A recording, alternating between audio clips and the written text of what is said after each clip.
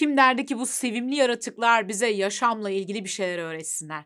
Aslında gerçekten de kedi davranışlarını birazcık daha yakından incelemeye başladığınızda yaşama ve mutluluğa dair pek çok ipucunu görebiliyorsunuz. Hatta bazen onlara imrenmemek elde değil. İngiliz filozof John Gray de böyle düşünüyor olmalı ki Kedi Felsefesi, Kediler ve Hayatın Anlamı adlı kitabında bize bunlardan bahsediyor.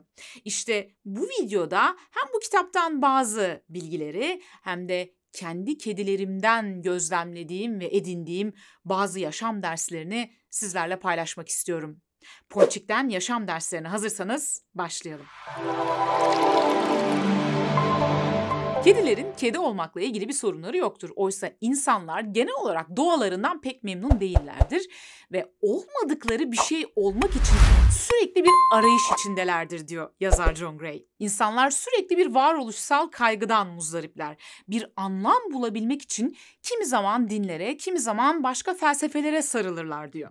Oysa kediler güvenlikleri ya da rahatlıkları tehdit edilmediği sürece genellikle kendilerinden ve dünyadan memnunlardır. John Gray'e göre kediler başarabilecekleri ya da başaramayacakları bir şey için değil, sadece hayatı hissetmek için yaşarlar. Charles Bukowski Kediler kitabında şöyle der: etrafta bir sürü kedinin olması iyidir. Kendini kötü hissediyorsan sadece etrafındaki kedilere bak. Daha iyi hissedeceksin.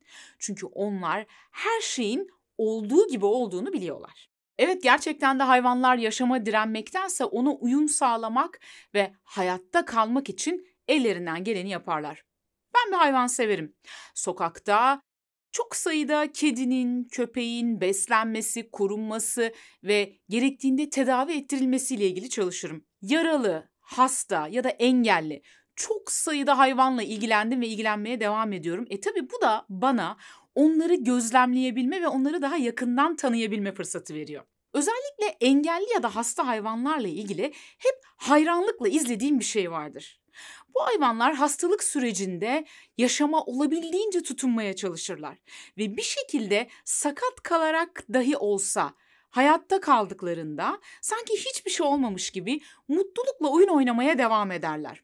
Felç ya da sakat olsalar bile. Örneğin bir kedi ya da köpek felç kaldı ya da sakat kaldı diye pek bunalıma girmez. Hayata isyan etmez, kendini ya da başkalarını suçlamaz. Hayattan vazgeçmez. Sadece devam eder. Yeni duruma olabildiğince uyum sağlar. Tek bir derdi vardır: hayatını devam ettirebilmek ve içinde bulunduğu anı yaşamak. Hayvanlar acıktıklarında yemek yerler, yorulduklarında dinlenirler, kendileri ya da yavruları tehdit altında olduğunda bir şekilde kendilerini korurlar. Ancak bunun dışındaki zamanlarda bütün gün oturup bununla ilgili düşünüp endişelenmezler. Tabii bunun sebebi hayvanların korteksinin bizimki kadar gelişmiş olmaması. Yani isteseler de bunu yapamıyorlar. Ancak bu durum onların bize göre çok daha sakin ve huzurlu olmasını sağlıyor. Tabii ki bu demek değil ki tamamen gamsız olalım, hiçbir şeyi kafaya takmayalım. Bunu demek istemiyorum. Ancak belki biz insanlar da şöyle bir hayvanlara bakıp onların anda kalma becerilerinin ne kadar güçlü olduğuna bakıp belki bizler de sürekli o geçmişin pişmanlıklarında, üzüntülerinde olan ya da geleceğin kaygılarında olan zihnimizi ana çekebilmeyi ve anda şimdi de var olanı olduğu haliyle kabul edebilmeyi öğrenebiliriz. İnsanların hayvanlarla olan ilişkisine baktığımızda çoğu zaman hayvanların insanlara hizmet etmek üzere evcilleştirildiğini görüyorsunuz. Atlar, inekler, koyunlar, tavuklar ve hatta köpekler. İnsanoğlu bir şekilde kendi çıkarı için onları kullanmıştır ve fayda elde etmiştir. Ancak kediler hiçbir zaman tam anlamıyla evcilleştirilememiştir.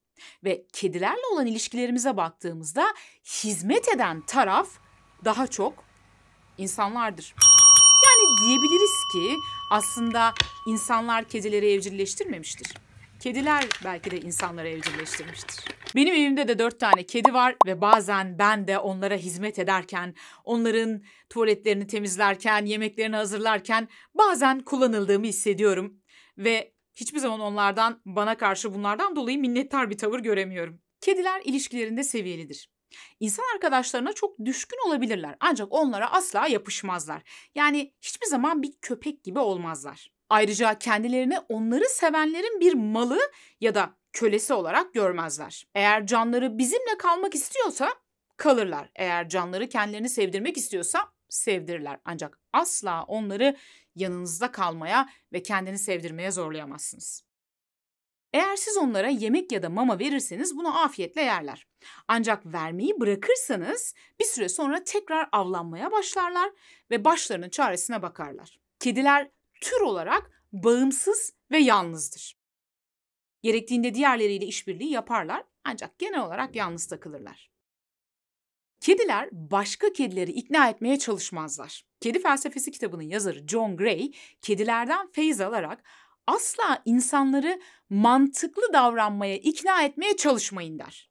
Bu bir kediyi vegan olmaya zorlamaya benzer. Doğasına aykırıdır. Aslında mantıklı ve rasyonel diye düşündüğümüz çoğu davranışımızın altında mantık değil, duygular yatar. Ve biz mantığı ya da rasyonelliği kendi inançlarımızı desteklemek için kullanırız. Bazen diyoruz yani ya bu insanlar nasıl bu kadar mantıksızca düşünebiliyor, nasıl bu kadar mantıksızca davranabiliyor diye.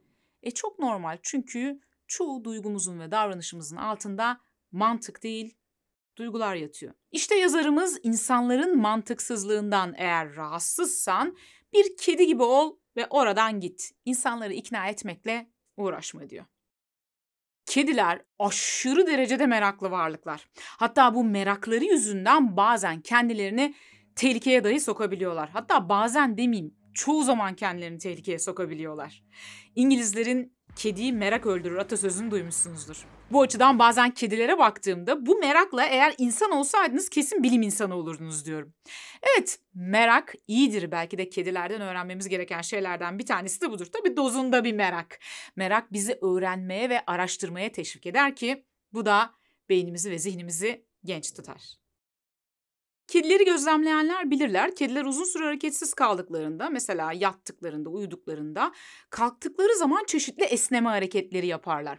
Ve bu esneme hareketleri ilginç bir şekilde bazı yoga pozlarına çok benziyor. Esnemek bedenimize ve ruhumuza çok iyi gelir. Bununla ilgili detayları merak ediyorsanız psoas kası ile ilgili yaptığımız videoyu izleyebilirsiniz. O zaman belki de kedilerden öğreneceğimiz bir diğer ders de esneme hareketleridir. Ve tabii ki oyunculukları. Kediler her durumda ve her koşulda oyun oynayabilirler. Bu onların rutininin düzenli bir parçası. Peki bizler günlük yaşamın koşturması içerisinde oyuna, eğlenceye, hobilerimize ne kadar vakit ayırıyoruz?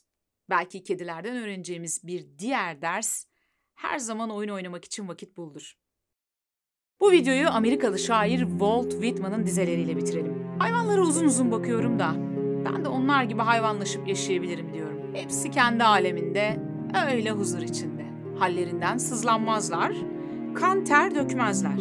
Karanlıkta gözleri açık uzanmıyorlar ve ağlamıyorlar günahlarına. Tanrı'ya olan borçlarını konuşup midemi bulandırmıyorlar.